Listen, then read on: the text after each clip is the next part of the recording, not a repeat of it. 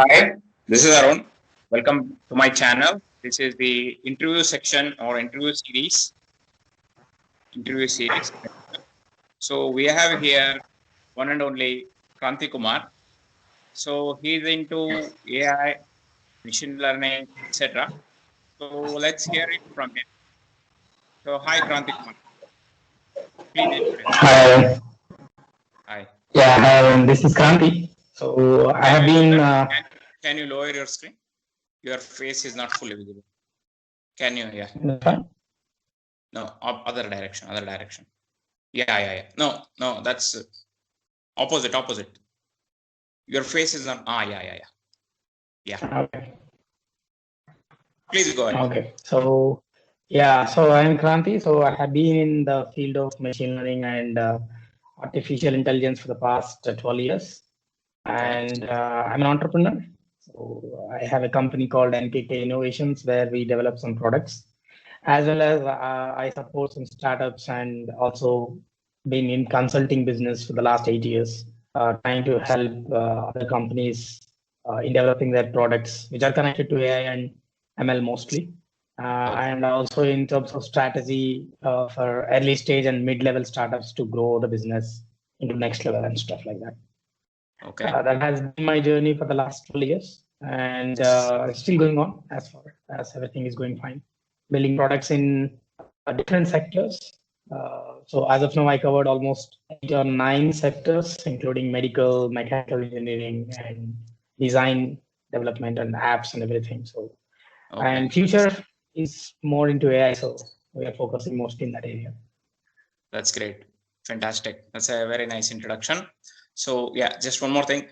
Can you still lower the screen like opposite side, opposite? Yeah. Now it's perfectly visible. Okay. So moving on. Yeah. So moving on, like what motivated you to, start in the technology space or in this journey? Like what is the motivation? Yeah, so I was not like my interest when I started my technical education, that is BTech.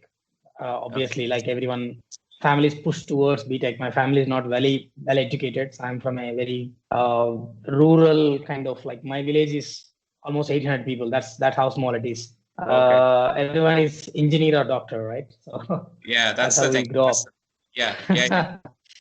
We pushed to engineer, and I don't know anything about engineering. My knowledge when I'm entering my BTech was opening chat. Like that time, it was only Yahoo Chat. No Google also there. Yahoo Chat I know, and then I know playing 2 or 3 games. That's it. That's my knowledge of computers when I joined my BTech. Okay. But I got good friends. Nice. So they supported me in my first year, and they thought that I can help them out in there because they are like super in computers at that time itself, back in 2005, 2004. Super good. I was very pressure, but they somehow supported me. I don't know why and how. Just God's grace, probably. They pushed me into it. I really and kind of amused with the computers, like how things are happening. And see, one thing cannot drive us into passion, right? So there are so many things supported me. One more thing is our teacher, like in BTech first year. Her name is Srividya ma'am. She pushed me a little bit more in the sense she called me to her office, and she told Kranti, "You are very good, but you don't know the basics. I will teach you the basics." And she started explaining about computer in a very different way than anybody else I have seen in my life yet. Still, if I go to any class or any interview or any kind of company introductions, nobody introduces computers like that the way she did. She actually explained me from the RAM level, like hardware level. Opened up a computer. She explained how computer works. That changed my life in first year. And one more push point for my life is my dean in my BTech. I studied in Sastra University in Tanjore. So uh, syllabus was prepared in such a way that first year we get introduced to all kind of basic computer hardware and everything. And in the second semester, we got introduced to C++. Okay. It's like 6 months we have to know how to code from nothing to code in 6 months. That's how hard the syllabus was. Only the first years. Then somehow, because of Srividya ma'am and my friends were supporting me, and The dean was supporting me. Lucky, I was just lucky. That's it. Just That's great. got lucky to be in those particular places. And by second year, somehow I got attracted to the technology because I saw the power of it at that Okay. time. And the third year, we have Java, HTML, databases, and everything. And Linux was introduced in third year, and I was very fascinated by it because I can read how a core computer works. I started coding in the kernel level in Linux in the second year, second half. Okay. And that changed my life. Then I was like literally looking into computers core. Then third year, we started our first company. Okay, that's nice. Fantastic.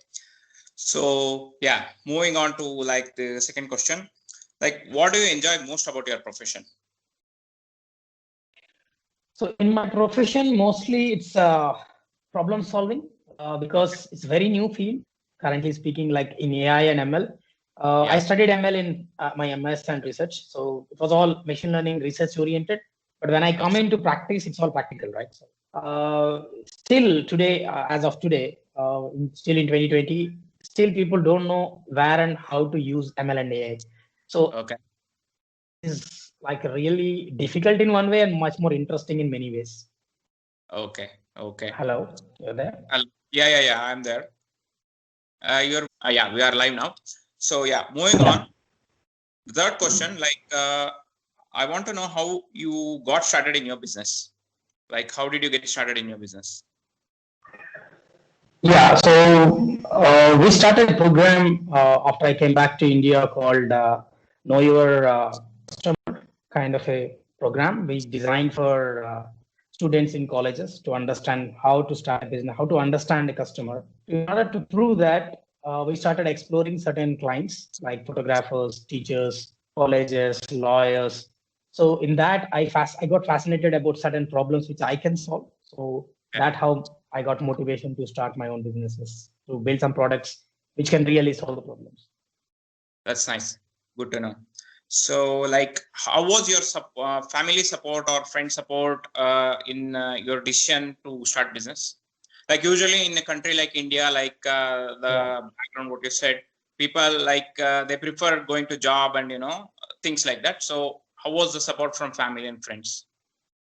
Yeah, family it is mix and match. Like my family, like my father and mother was obviously negative towards it. Like they don't want me to go into a job. Sorry, they want me to go into a job instead of going running behind products and companies. Okay. But my next like subsidiaries, like my cousins and all, who are like very highly successful people, they kind of suggested me to continue, and they helped me to convince my father and mother to accept me going to the path. Okay, fantastic. That's a point to be noted for all the young generation parents out there to push their kids to entrepreneurial field and stuff like that. Okay, so like what are your business goals for say 2 years, 3 years, or 5 years from now? As of now, so we have 3 products in line, and I am part of 2 other companies. So as I told, I was supporting in startups and all. Some startups, mid-level startups, like not early stage startups. They want me to be there in their technical team, trying to help me out, and they give me shares and all. So as of now, it's 3 companies, and I am being part of it. And now, after some time, I want to come out of the consulting and be more towards building products. So in 3-4 years, I want to take at least 3-4 products up into the market and reach out of India. So as of now, I'm just in India and maybe in Malaysia. That's it max. But I want to come out of it and expand it to West. That's nice. That's nice. Okay, good to know. So what separates you from your competitors or competing business in your field? What separates you? What's your unique strength or USP or something like that? Yeah, so the way we start the business is the only thing I can say as unique as of now, because the products which I build personally are novel in the sense, as of now, I haven't seen anything direct competition for us, but there will be always alternatives. Like a taxi business is a competition for Uber, we can say, but it is not a direct competition. The business models are different. Similarly, there are many competitions for all my products, but our unique way is we have, suppose for example, one product we call as Pixie. The purpose of Pixie is interactive photography, right? So Okay. photos can talk back to the people. But we cannot directly go with that market set. So we have to target certain user people, like clients, which are photographers. There is a lot of competition there. Our uniqueness is we try to go journey with them for few months, understand their needs, and try to develop a product along with them rather than thinking on our own and building on our own. It's a one step by step. We'll develop it along with the customers. Okay. Okay. That day when we met, we have discussed the photography thing, right? Yeah. Yeah. Yes, Yeah. the same thing. Yes. Okay. Okay. So that's good to know. So in your field or in your industry, what is the new or upcoming trend? What you see, or you think that will? Yeah, AI. So there are a lot of AI is not a unique field. I mean, by itself doesn't have any sense to it. In the Okay. sense, I cannot say I will build an AI product. It doesn't make any sense to anybody. Okay. Even if somebody says that, we have to ask, okay, what you are doing in AI more? Tell me more about it. So which field you are targeting about? Which field So you're I talking? will see. Yeah. So AI can go into any field. You tell me a field, I can tell what is the solution of AI in that field. Okay. So it's Okay. not unique by itself. It's a science. So science can be applied to any field, right? So similar fashion. But Okay. if you ask me where AI is going to lead, like which technology is connected to AI can bring the future, I will say AR and VR and IoT. Oh, I mean, augmented reality, virtual reality, plus yeah. Yeah. Yeah. IoT, plus AI, all three included is the future. That's nice. So I had been to some place in Bangalore where that person does into AI, AR and VR. So yeah, he was Okay. also saying that that's the future, like, education, travel industry. Yeah. Everything. Yeah. Yeah. But Yes. it has to be connected to IoT to make it much more probabilistic future. Like IoT has to be there to make it Yeah. much more feasible. Yeah. Yeah. Yeah. So in terms of finding clients, or what is the strategy to find clients, or go to marketing strategy for finding clients? What is your strategy? So yeah, my strategy was like so as of now, what we do is we go with the clients. Like before starting the product itself, we are with clients. Okay. The Okay. first clients are automatically there. So like Okay. when I start Pixie, we have almost 150 clients before we start the product and That's start the right. development process. That's the first step we do. That's one of the Okay. unique way we start. And then we understand their market. And then we know which are the nodal points. So for photographers, it is photographic associations, which are local crowds. Okay. So we know how the business works, how their system works, and we reach these nodes to distribute the knowledge and distribute the market content from them itself, so that our marketing expenses are less and we are known to people faster. Okay, so you are like finding clients first, and then based on their requirements, you make the product or something like that, right? Yeah, that is how we start. But how to Okay. market is once we are with them, we know how they work, how they operate, how Yeah. their entire ecosystem works. Then Okay. we find the nodes, like where they are Okay. getting the information from. Every Uh-huh. company or every customer or any kind of segment gets information from some platform. So we find that platform and put our place there to market faster. Okay. Okay. That's nice. Good point. So, what is your funding status? Are you bootstrapped or VC or angel investor or something? As of now, it's completely bootstrapped. We Okay. got one or two investors interested in them, but they are asking for too much of stake in the company. And at Okay. this moment, we are not interested in because we are running fine. We are still not broken, so Okay. in a good way. So we are not at break even, but we can support. We can still bootstrap and keep running the business. Okay. That's nice. So this is like more of a work question. Like how many hours do you work daily in your business?